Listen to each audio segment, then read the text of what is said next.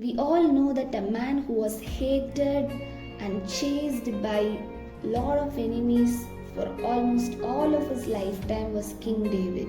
He was humiliated by his father's household. He was hated by his own father-in-law. He was conspired by his own son to deprive him of his kingship. This David has recorded his meditations on the excellencies of the Word of God in Psalm 119. Wherever he has recorded about people who hated him, about people who treated him wrongfully, he has finished that verse with a beautiful message. Let me read out some verses and make it clear. Psalm 119 verses 23. Princes also sit and speak against me, but your servant meditates on your statutes. When he finds people sitting and speaking against him about the things that he had never done, or it could be anything, he finds himself in the position of meditating God's statutes. That makes a lot of sense.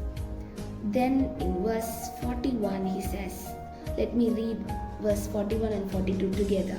Let your mercies come also to me, O Lord, your salvation according to your word. So shall I have an answer for him who reproaches me, for I trust in your word. Whenever we are reproached by somebody, let's seek God's mercies. When we find ourselves in the position of mockery, when the proud have kept us in great derision, let's not turn aside from God's law, which David has recorded in verse 51. The proud have me in great derision, yet I do not turn aside from your law.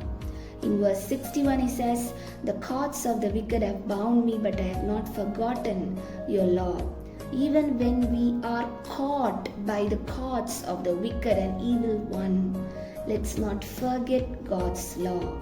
In verse 69 and 70 it's written, the proud have forged a lie against me, but I will keep your precepts with my whole heart.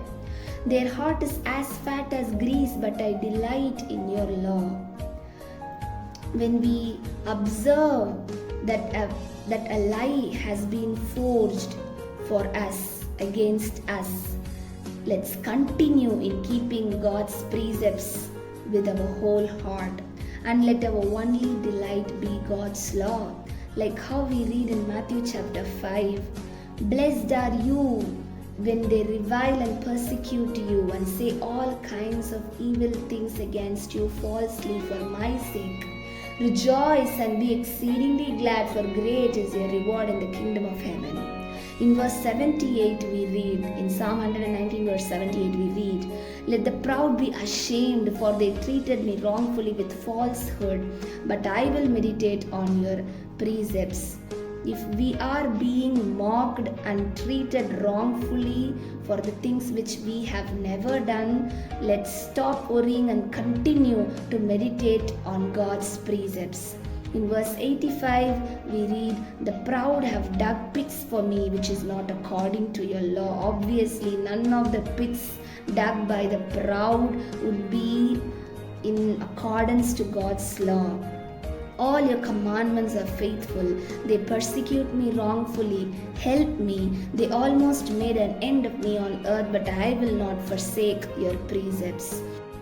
The main thing that we learned is not to murmur or to be anxious because of the proud who have kept us in great derision, because of the enemies who have surrounded us, but let's continue in our journey of meditating God's words, and our final destination will be successful.